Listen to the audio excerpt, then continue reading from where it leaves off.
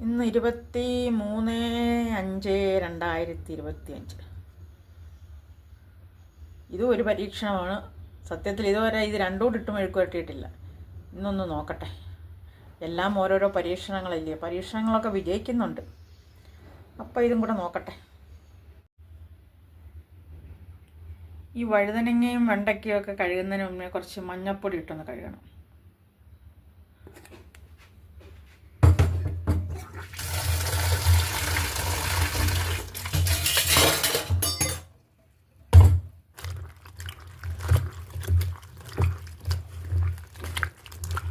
ഒരു 5 മിനിറ്റൊന്ന് മഞ്ഞളിനകത്ത് ഇട്ട് വെച്ചേക്കണം.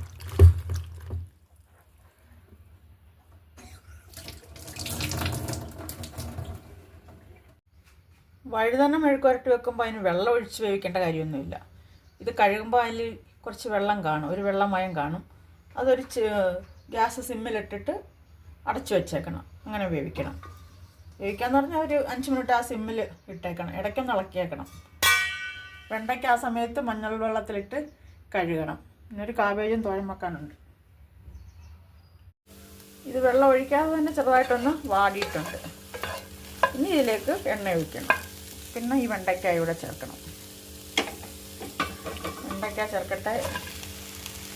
വെണ്ടയ്ക്ക സാധാരണ വെണ്ടയ്ക്ക മെഴുക്ക് പുരട്ടി വെക്കുമ്പോൾ കുറച്ചുകൂടെ ചെറുതായിട്ട് അരിയുന്നു. ഇത് കുറച്ച് വലുതായിട്ട് മറ്റേൻ്റെ കണക്കനുസരിച്ച് അരിഞ്ഞിട്ടുണ്ട്.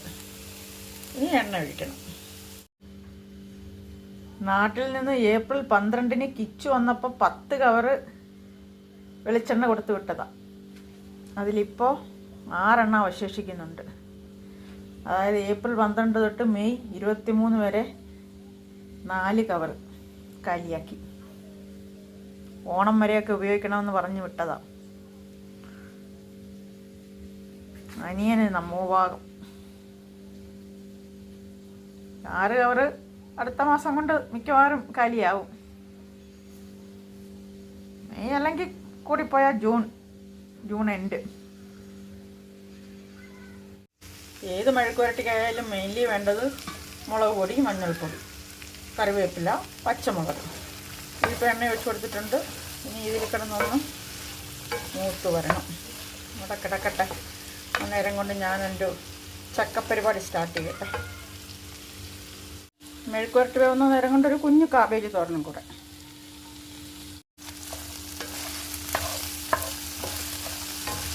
വഴുതന, വെണ്ടയ്ക്ക മെഴുക്ക് പുരട്ടി, കാബേജ് തോരൻ, ആയില്ല, കടുക് വറുത്തിട്ടിട്ടുണ്ട്. പിന്നെ മോര് കറി രാവിലെ വെക്കാം. അപ്പോൾ ഇത് കിടന്ന് വേവട്ടെ. കുറച്ച് സവാള ഇട്ട് കഴിഞ്ഞാൽ ഏത് മെഴുക്ക് പുരട്ടിക്കും നല്ല ടേസ്റ്റാണ്.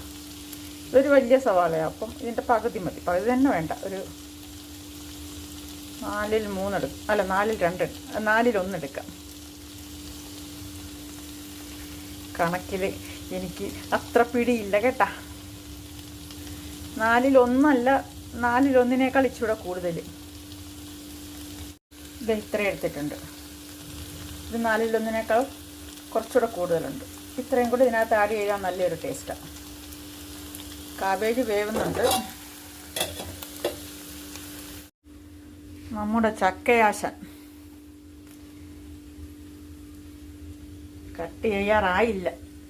തോരനും മെഴുക്ക് പുരട്ടി അടുപ്പയിലിരിക്കുന്നത് ഒന്ന് വെന്തിട്ട് പോരായോ എന്നൊരു ചിന്ത. രാവിലെ മോരുകറി വെച്ചതുകൊണ്ട് തോരനും മെഴുക്ക് പുരട്ടി അതുകൂടായിട്ട് ഇതിനെ ശരിപ്പെടുത്താം. തോരൻ വെക്കാൻ പ്ലാൻ ചെയ്യുന്നതിന് മുന്നേ തന്നെ മെഴുക്ക് പുരട്ടി വെച്ചതാണ്. നോക്ക്, മെഴുക്ക് പുരട്ടി ഈ അവസ്ഥയല്ലേ ഇതുവരെ എത്തിയുള്ളൂ. തോരനായിക്കഴിഞ്ഞു. തോരൻ ഇനി ഇളക്കട്ടെ.